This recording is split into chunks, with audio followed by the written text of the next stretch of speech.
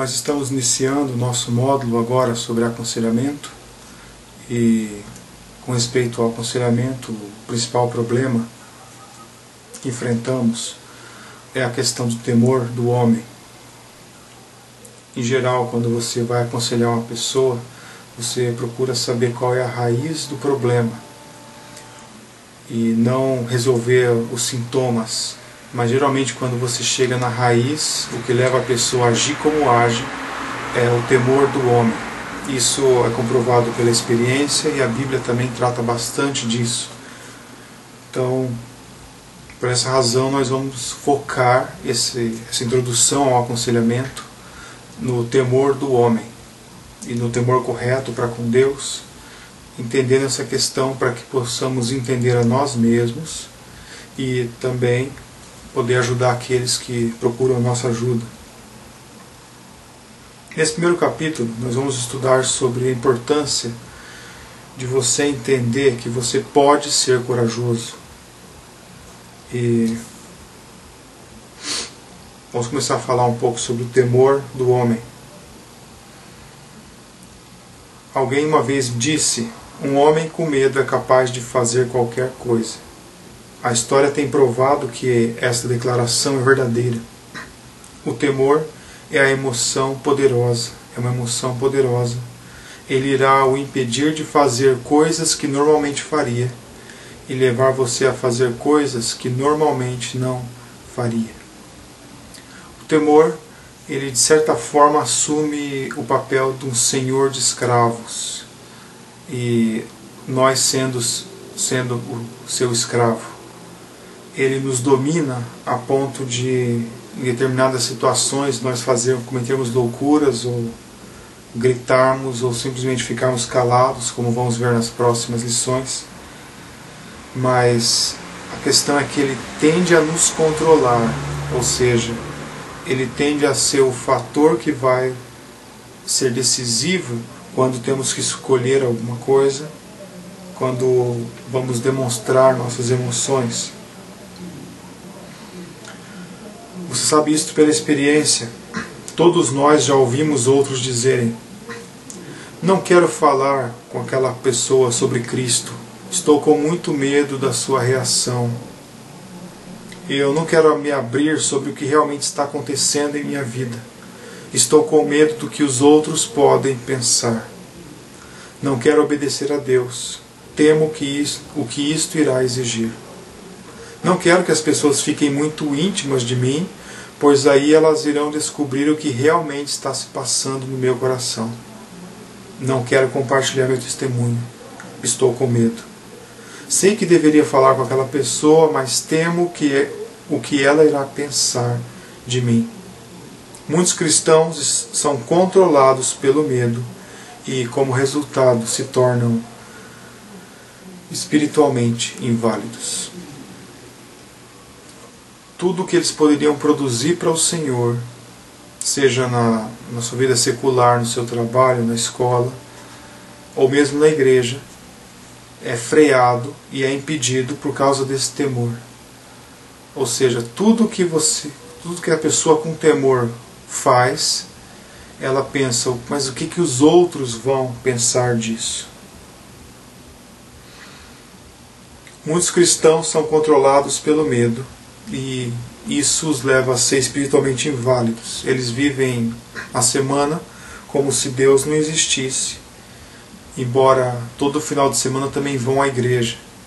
Eles vão à igreja por medo do que os outros vão pensar se eles não forem, e também no seu emprego, na sua escola, agem como os outros porque têm medo de se identificarem como cristãos. Então, há pessoas em que o temor domina todos os aspectos da vida. Mas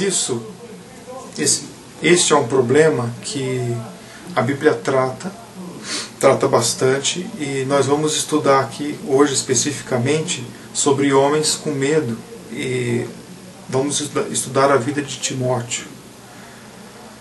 Paulo estava preocupado que o temor poderia impedir Timóteo de viver plenamente para Cristo. Paulo está numa prisão, ele está em face ali de toda a perseguição de Roma. Acabou de ter um incêndio em Roma e o imperador culpou os cristãos daquilo. E aí Paulo então está com medo de tudo isso, mas nesse contexto ele escreve para Timóteo, exortando Timóteo sobre a questão específica do temor. Paulo estava receoso que Timóteo deixasse de ser uma pessoa operante na obra de Deus por causa do temor. Então, nessa segunda carta que Paulo escreve a Timóteo, é uma carta de prisão. Paulo entende que o temor poderia apagar a efetividade de Timóteo para Cristo.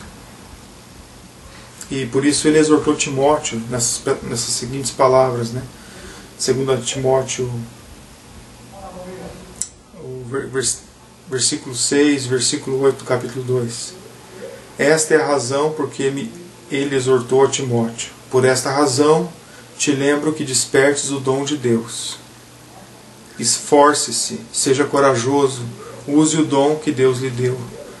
Versículo 8, ele continua a encorajar Timóteo. Portanto, não te envergonhes do testemunho de nosso Senhor, nem de mim, que sou prisioneiro seu.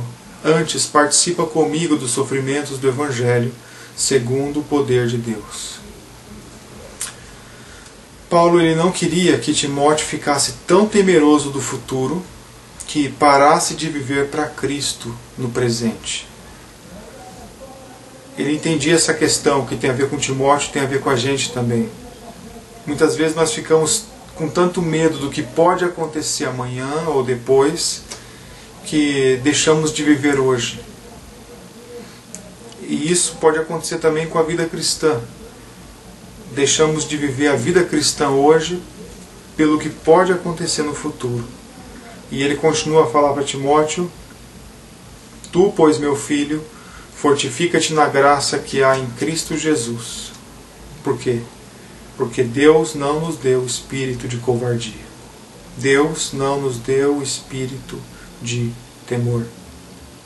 Quando lemos essa passagem, talvez seja fácil deixar passar o impacto das palavras de Paulo, mas nós estamos no conforto das nossas cadeiras, nas nossas cidades, sem perseguição oficial contra os cristãos, e talvez nós podemos deixar passar isso meio leve, mas Paulo, no meio do sofrimento, na prisão, escreve para Timóteo, que também estava sofrendo, e diz: participa comigo dos sofrimentos.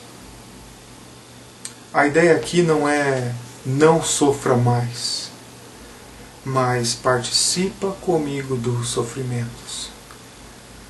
Paulo não quer passar uma ideia de que a vida cristã é algo simples, é algo fácil, é uma vida de vitórias no sentido terreno, em que você determina coisas e elas vão acontecendo, mas ele entende que os que querem viver piedosamente em Cristo Jesus serão perseguidos.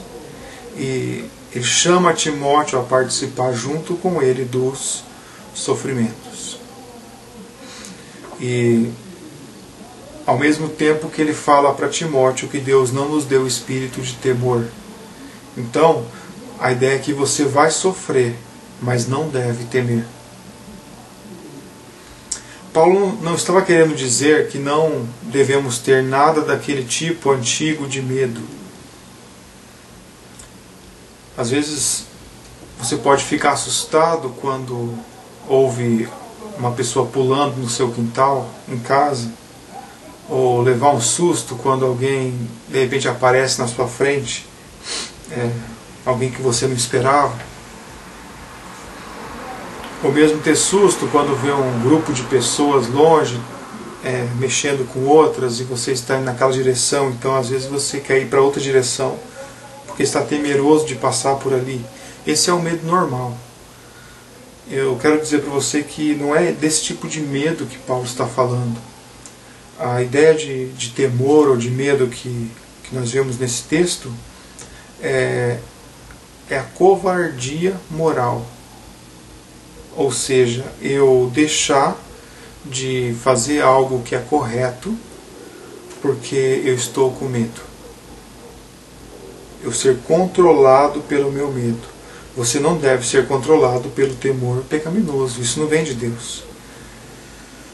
Mas se Paulo disse isso a Timóteo, também ele diz para nós: então pare de ficar em cima do muro, pare de jogar dos dois lados, não deixe que o seu temor do futuro o impeça de obedecer plenamente a Cristo agora. Por que nós não deveríamos ficar temerosos então? Qual que é o argumento de Paulo? Por que nós não deveríamos recuar face ao temor?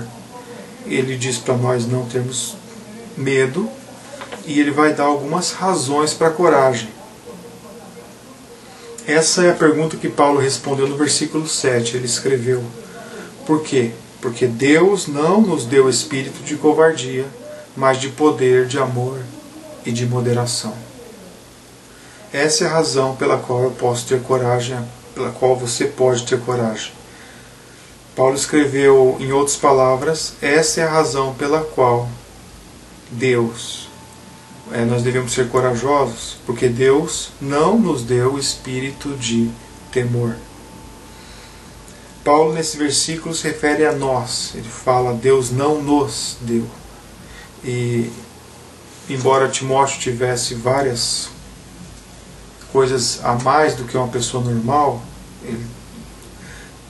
essa incumbência de cuidar de tantas igrejas e a questão dele ser um pastor de pastores, mas mesmo assim, nesse versículo Paulo se inclui, coloca todo mundo, e a gente vai ver em outros versículos que esse espírito de poder, de amor, de moderação, Deus deu a todos nós.